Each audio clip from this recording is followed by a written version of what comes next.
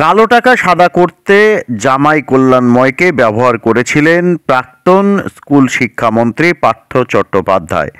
আবার জামাইয়ের উপর নজরদারির জন্য নিজের ঘনিষ্ঠ লোকজনকেও কাজে লাগাতেন পার্থ। সেই সব তথ্য ইডির তদন্তকারীদের দিয়েছেন জামাই কল্যাণময়। জামাই কল্যাণময় ভট্টাচার্যের দেওয়া লিখিত বয়ানকে হাতিয়ার করেছে ইডি। সম্প্রতি বিচার ভবনের সিবিআইয়ের বিশেষ আদালতে নিয়োগ দুর্নীতির মামলায় চার্জ গঠনের শুনানিতে কয়েক হাজার পাতার নথি জমা দিয়েছে ইডি। সেই নথিতে নগদ কোটি টাকা দিয়ে স্ত্রী বাবলি চ্যাটার্জি মেমোরিয়াল ফাউন্ডেশন ট্রাস্টের নামে সম্পত্তি কিনেছিলেন পার্থ তা উল্লেখ করা হয়েছে।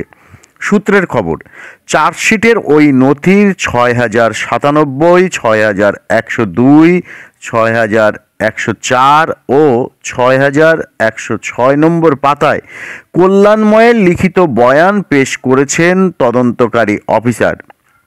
প্রয়াত স্ত্রীর নামে ট্রাস্টের মাধ্যমে কালো টাকা সাদা করে পার্থ দুর্নীতির কৌশল প্রমাণ করতে তার জামাই কল্যাণময়ের বয়ানকে হাতিয়ার করা হচ্ছে বলে সূত্রের খবর। কল্যাণময় বর্তমানে প্রবাসী। পার্থ চট্টোপাধ্যায়ের প্রয়াত স্ত্রীর নামে ট্রাস্টের অন্যতম সদস্য হিসেবে তাকে অভিযুক্ত করে নিয়োগ দুর্নীতি মামলায় পঞ্চম সাপ্লিমেন্টারি চার্জশিট জমা দিয়েছে ইডি।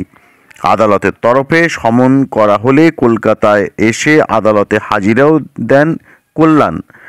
পার্থ চট্টোপাধ্যায়ের জামাই লিখিত বয়ানে জানিয়েছেন 2019 সালের জুনে 1,17,75,000 টাকা নগদ দিয়ে বাবলি চ্যাটার্জি মেমোরিয়াল ফাউন্ডেশন ট্রাস্টের নামে কলকাতা পুরসভার পাটুলি থানা এলাকায় কম বেশি 18 কাঠা জমি কেনা হয়েছিল। ওই টাকা পার্থ চট্টোপাধ্যায়ের নাকতলার বাড়ি থেকে কল্যাণময় সংগ্রহ করেছিলেন। লিখিত বয়ানে কল্যাণময় দাবি করেছেন 2019 সালের জুনে পার্থ ঘনিষ্ঠ এক দালাল মারফত ওই জমি কেনা হয়েছিল। ওই জমির 3টি দলিলও হয়েছে এবং বাজার দরের থেকে অনেক কম দামে ওই জমি কেনা হয়। বাবলি চট্টোপাধ্যায়ের নামে একটি হাসপাতাল তৈরির জন্য ওই জমি কেনা হচ্ছে বলে তাকে জানিয়েছিলেন পার্থ চট্টোপাধ্যায়। তদন্তকারী সূত্রের দাবি, জমি কেনার টাকার উৎস হিসেবে ট্রাস্টের আয়করের নথিতে বিভিন্ন দাতাদের মাধ্যমে চেকের টাকা জমা পড়ার হিসেব দেওয়া হয় এবং স্বেচ্ছায় তারা ওই টাকা দান করেছেন বলে নথি তৈরিও করা হয়।